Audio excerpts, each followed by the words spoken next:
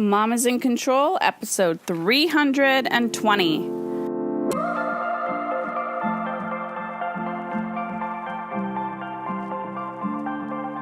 Okay, guys, we made it. Day 12 of the 12 days of mothering. So if you've been following the last 12 podcasts, thank you. Thank you for sharing. Thank you for showing up. Thank you for listening. It's been an honor and it's been really fun and I'm learning a lot. And I love this shit. I love doing this stuff. So the 12 Days of Mothering was inspired by the 12 Days of Christmas and also inspired by this cultural currency that is currently going on. This cultural currency? I don't know. This cultural social norm that motherhood needs to be exhausting. Now, I am not putting kitty cats and rainbows on motherhood and parenting in general. Everyone's experience is going to be unique and individual to them. And I'm also not going to put, I'm going to give light to, sleep deprivation is a real thing. Postpartum depression is a real thing. But I do want to give light to a conversation from, I guess you could say, a survivor from many things, from postpartum depression through cancer, through single parenting, through being on welfare, through, being in a relationship with, an emotionally abusive relationship with a drug addict, like through many, many, many, many things, that there is another way to live. It does take time. It does take effort. It's a commitment. You will fall and you can get back up. And I'm really... they always say your mission is what pisses you off. And I know we all want to giggle and laugh, but behind the giggles and the laughing are sometimes tears and grief. If we're going to change the culture of mental health and we're going to change the culture of stigma and awareness, I just need to have this conversation about glorifying and mystifying exhaustion. Like, it is not cool.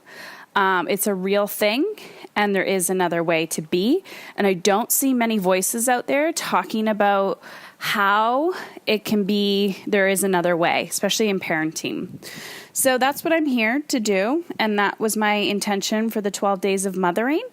And yeah, depending on where you are at in your life, in your stage of growth, your mentality may be a little bit different than mine right now, but just know that you can go through all ranges of emotion based on the actions that you take today, based on the commitments you make in your daily life. So today we're talking about the law of gender. And the law of gender states it's related to, the law of gender is commonly related to the concept of yin and yang.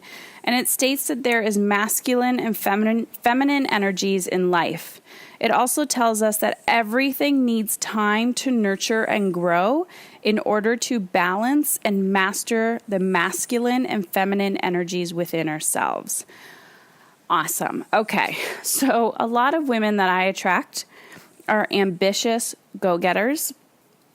What does this mean? This means we're high-functioning.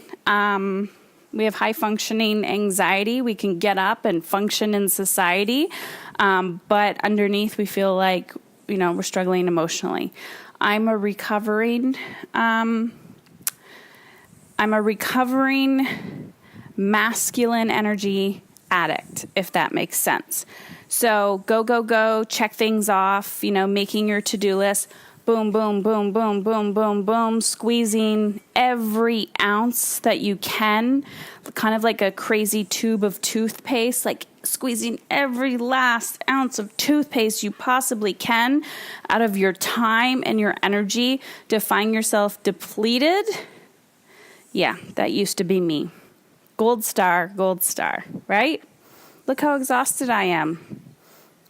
Mummy murder. So when it comes to the law of gender, masculine and feminine, I remember the first time I heard this and I was like, what the heck? Like, so if I'm not getting shit done, what am I doing? Like dancing and creating whimsical stars? Like, I don't understand the difference. The feminine aspect, and it doesn't have to be man and woman, but the feminine aspect is about feeling into it. It's about connecting to your intuition, which we all have access to, right? We can still get shit done and have this feminine energy within us. I remember I did a test one time and it said I led with my feminine, and I was like, really? And people tell me I'm very nurturing, which sometimes I don't think I am. So that was a compliment, I guess. But the feminine energy is the nurturing aspect. And sometimes people will say, I'm just not nurturing. I think that's bullshit. I think we are all nurturing beings. But the truth is, when we don't know how to nurture ourselves, we can't nurture our children. And I don't mean you're neglecting your children. I just mean to have that like deeper connection with them. If you're finding yourself to be too like militant with your children, like it's my way or the highway, I control everything. Sometimes that's just because we're living too much in our masculine and we're like, get shit done, go, go, go, go, go. I don't have time for this. I'm not listening to you. And the feminine is feeling into that. What are my children saying to me? This is often what I talk about with your children's behavior as a language, right? It's the feminine. Lean into it. Slow down. Close your eyes, meditate, journal, feel into it. What is your body telling you? What's your mind telling you? What's your life telling you? The yin and the yang. Yin yoga is very slow, holding the poses, just relaxing into it, softening. Yang is go, go, go, go, go. Power yoga, like fast, fast, fast. Strength. We need both in our lives. We don't need to be fully yin. We don't need to be fully yang. And yes, they do talk about balance, and we can have other people in our lives that can balance us out. For me, it's about alignment. What's working, what's not working. So using all the 12 universal laws, maybe doing some research by yourself, and studying this more, asking yourself, where do I need to work? What do I need to work on here? These are the things that I incorporate into my coaching when I'm helping women, really dissecting like, where are you living? What energy are you living in? And how can we create more of the opposite so that you can find alignment in your life, whether it's with your children, your work, all of that fun stuff. The law of gender. The law of gender. The concept of yin and yang relates that there are masculine and feminine energies in life. It also tells us that everything needs time to nurture and grow in order to balance and master masculine and feminine energies with ourselves. So again, what this does not tell me is, or what this does tell me, I guess, is that there's no quick fix.